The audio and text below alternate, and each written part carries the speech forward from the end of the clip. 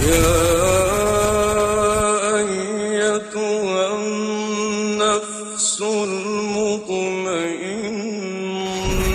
ارجعي إلى ربك راضية مرضية فادخلي في عبادي وادخلي جنتي. Chers frères et sœurs, nous sommes toujours en train de parler des moyens qui permettent de parvenir à l'amour et à l'agrément de Allah Azza wa Jal. Et nous avions dit qu'il y a 3 grands moyens. Le premier, c'est la réflexion dans ce qu'Allah Azza wa Jal a créé. Le deuxième, c'est la méditation du message qu'Allah Azza wa Jal a révélé, en l'occurrence le livre, le Coran. Et le troisième, c'est l'évocation d'Allah Azza wa Jal, dhikrullah Azza wa Jal. Nous avions parlé des 2 premiers moyens et aujourd'hui nous allons aborder le 3e moyen. Dhikru Allah, l'évocation d'Allah, l'invocation d'Allah, le rappel de Allah Azza wa Jal. Celui qui ne se rappelle pas d'Allah Azza wa Jal, c'est quelqu'un qui tombe dans l'insouciance. Et celui qui tombe dans l'insouciance avec un certain temps, il tombe dans l'oubli de son Seigneur. Et celui qui oublie son Seigneur, Allah Azza wa Jal le châtie dans l'ici-bas, il le châtie ici-bas en lui faisant oublier sa propre personne. Autrement dit, c'est une personne qui va résider sur terre, qui va évoluer sur terre, mais qui en fait n'a pas d'existence.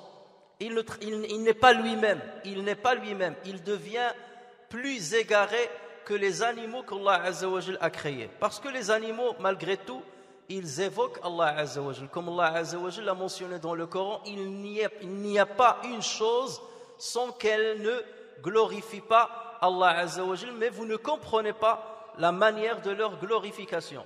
Mais lorsque l'être humain n'invoque pas Allah Azza wa Jal, n'évoque pas Allah Azza wa Jal, il devient plus égaré que toutes les créatures qu'Allah Azza wa Jal a créées. Et voilà pourquoi Allah Azza wa Jal a mis en garde les croyants en leur disant: et ne soyez pas comme ceux qui ont oublié Allah et Allah leur a fait oublier leur propre personne. Ceux-là sont les pervers.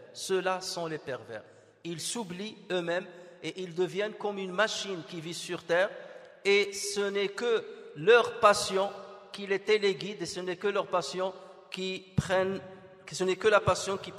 prend les rênes du pouvoir sur leur être. Et regardez cette belle parole du prophète sallallahu alayhi wa sallam authentique, dans laquelle il a dit: l'exemple de celui qui évoque son Seigneur et de celui qui n'évoque pas son Seigneur, c'est l'exemple d'un vivant et d'un mort. Autrement dit, celui qui évoque son Seigneur, il est vivant, et celui qui ne le fait pas ou qui est insouciant de cette obligation-là, c'est comme un mort. Donc lorsqu'on évoque Allah Azza wa Jal et qu'on multiplie cette évocation et qu'on abonde dans cette évocation, c'est qu'on est en train de donner une vraie vie à notre être sur cette terre. Et lorsqu'on s'écarte de l'évocation d'Allah Azza wa Jal, c'est que nous sommes en train de pencher peu à peu vers la mort. Et une fois on est mort au niveau de notre cœur, bien entendu notre existence n'a aucun sens. Vu le mérite de l'évocation de Allah tabaraka wa ta'ala, et vu ce que le prophète sallallahu alayhi wa sallam a dit à son propos, que celui qui évoque Dieu c'est comme un vivant, et celui qui n'évoque pas Allah Azza wa Jal n'est pas un vivant, vu tout ceci, Allah Azza wa Jal a ordonné et a invité les croyants à l'évoquer, mais il ne les a pas invités à une petite évocation, à une évocation quantitativement limitée. Loin de là, il leur a demandé de l'évoquer d'une manière très abondante. Et à chaque fois que cet ordre est venu dans le Coran, la question de l'abondance lui a été associée. Voilà pourquoi Allah Azza wa Jalla, s'adressant aux croyants, il leur dit: ô vous qui croyez, évoquez Allah d'une façon abondante. Il ne faut pas se limiter à un minimum. Évoquez Allah d'une façon abondante. Et dans un autre verset, lorsqu'Allah Azza wa Jalla a parlé de ceux à qui il pardonne les péchés et à qui il octroie une grande récompense, il a cité leurs caractéristiques, et la dernière des caractéristiques qu'il a citées est les invocateurs souvent Allah et invocatrices, Allah a préparé pour eux un pardon et une énorme récompense. Regardez plus loin que cela, s'agissant du jour du vendredi, où les musulmans se donnent la peine de se préparer pour venir à la mosquée, pour rester plusieurs minutes assis à entendre la parole religieuse qui les intéresse, qui viennent à la mosquée pour accomplir une prière collective qui leur a été rendue obligatoire.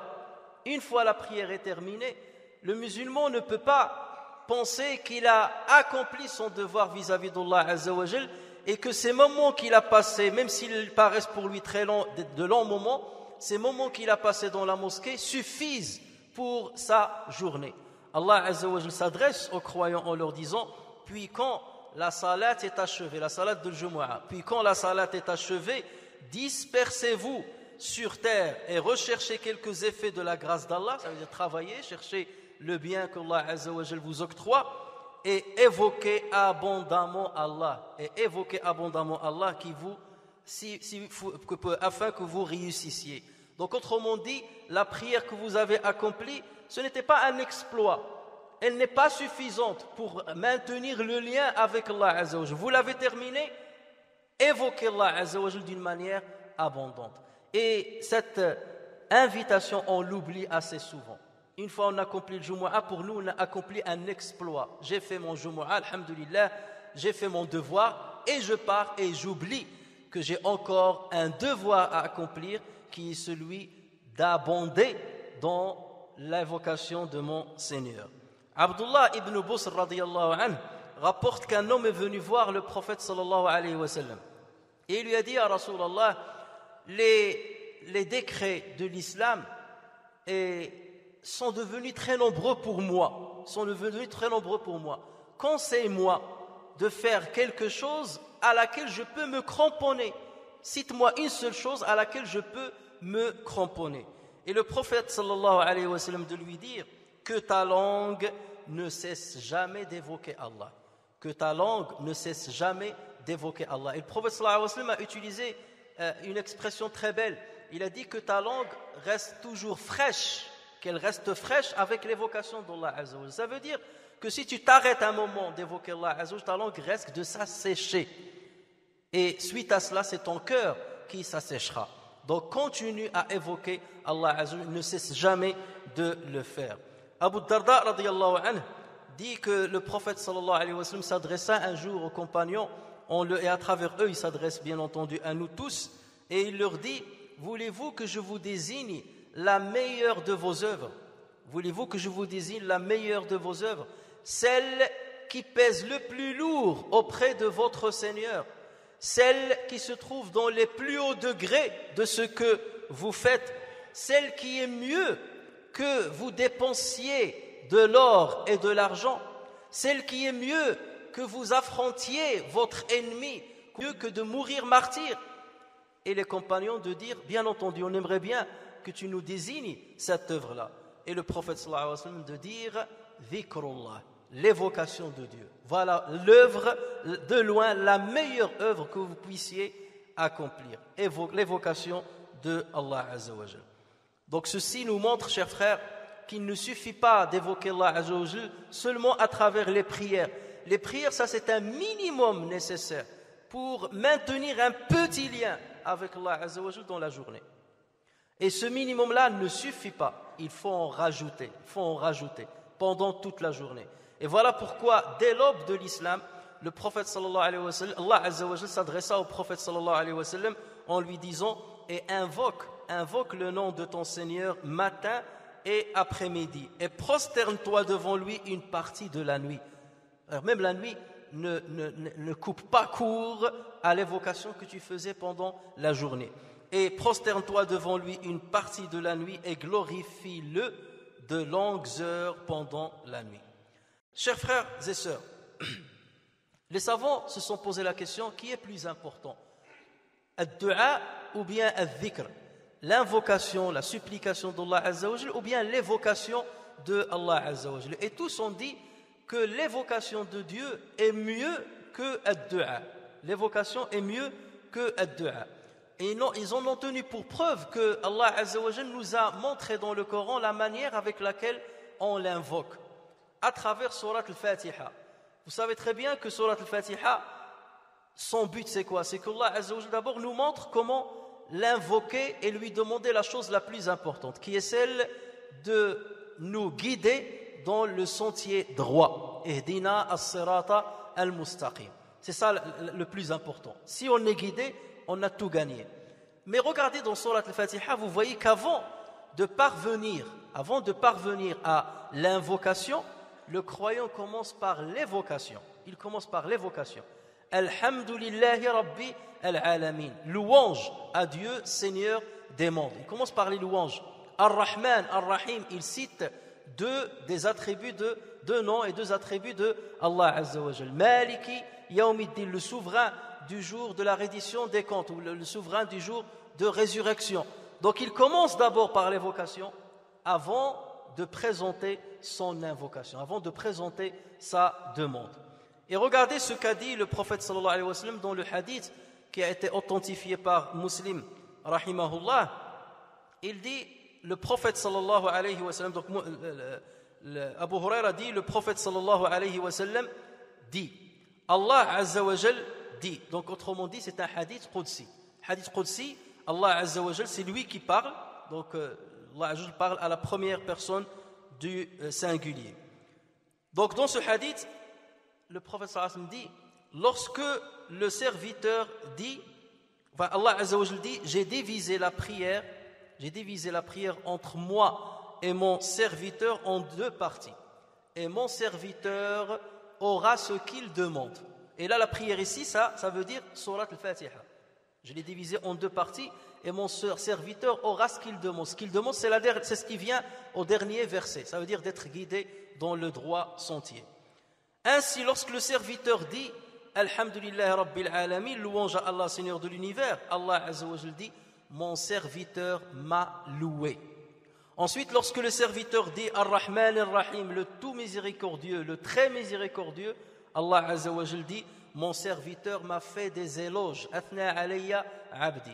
Et lorsque le serviteur dit Maliki Yawmiddin, maître du jour de la rétribution, Allah Azza wa Jal dit, mon serviteur m'a glorifié. Majjadani abdi, mon serviteur m'a glorifié. Et lorsque le serviteur dit Iyyaka na'budu wa iyyaka nasta'in, c'est toi seul que nous adorons et c'est toi seul dont nous implorons secours, Allah Azza wa Jal dit, ceci est entre moi et mon serviteur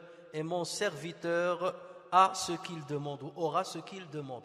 Et lorsqu'il termine par l'invocation, Ihdina as-sirata al-mustaqim, guide-nous dans le droit chemin, Allah Azza wa Jal dit, ceci est pour mon serviteur et mon serviteur a ce qu'il demande. Cette sourate-là nous montre la manière avec laquelle on doit invoquer Dieu. On commence d'abord par l'évocation. Sans l'évocation, l'invocation n'a pas de valeur. Et l'autre preuve, c'est qu'un jour, le prophète sallallahu alayhi wa sallam a vu un homme en train de prier Allah Azza wa Jal, et il a commencé d'emblée à demander ce dont il avait besoin. Et le prophète sallallahu alayhi wa sallam a dit, Ajila hada, cette personne-là s'est précipitée. Il n'a pas attendu, il n'a pas suivi les étapes, il a brûlé les étapes. Ajila hada. Ensuite, il a appelé la personne et lui a dit, lorsque l'un de vous veut invoquer Dieu ou solliciter Dieu ou demander à Allah Azza wa Jal quelque chose, qu'il commence par présenter ses louanges à Dieu. Et c'est ça l'évocation. Qu'il commence par présenter ses louanges à Allah Azza wa Jal, qu'il commence par glorifier Allah Azza wa Jal, qu'il commence par accomplir ses prières sur le prophète, salat ala rasuli sallallahu alayhi wa sallam, et ensuite il demande ce dont il a besoin. Quelque part, le prophète sallallahu alayhi wa sallam dit, la chose la plus importante dans l'invocation, c'est l'évocation. Parce que vous êtes en train de montrer votre indigence devant votre Seigneur, votre besoin à votre Seigneur. Et ceci se fait justement par ces trois moyens qui sont les louanges, la présentation des éloges et la glorification d'Allah Azza wa Jal. Ce sont les trois parties qui composent l'évocation de Allah Azza wa Jal, et on parlera en détail de la manière avec laquelle nous devons évoquer Allah Azza wa Jal.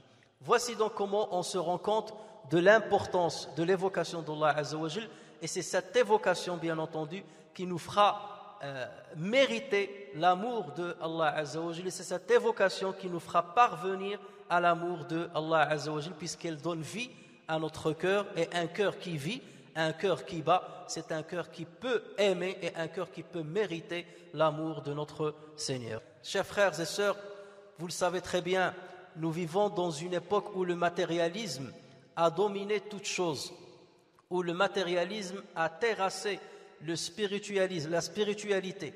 Nous sommes dans une époque où les cœurs se sont endurcis.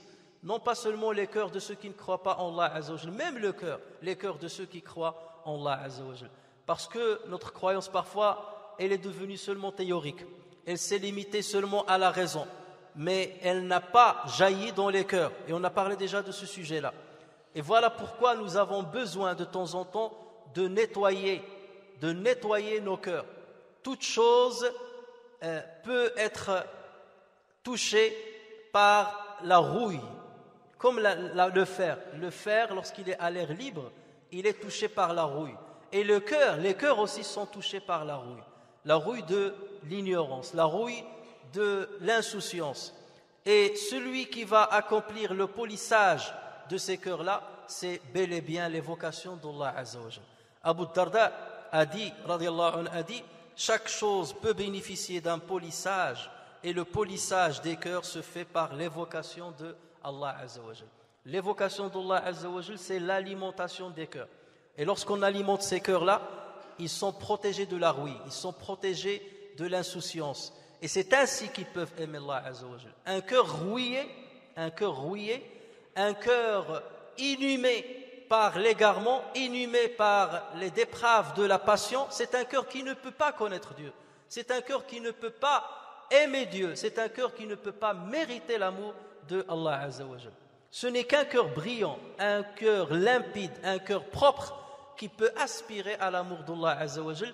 Et pour ce faire, nous devons passer par l'évocation. Nous devons évoquer notre Seigneur matin, après-midi et soir, que ce soit à travers ce qu'il nous a instauré comme obligation, à savoir les prières, ou avec d'autres moyens, avec la langue ou avec le cœur ou avec l'esprit, et on essaiera de détailler ceci la prochaine fois.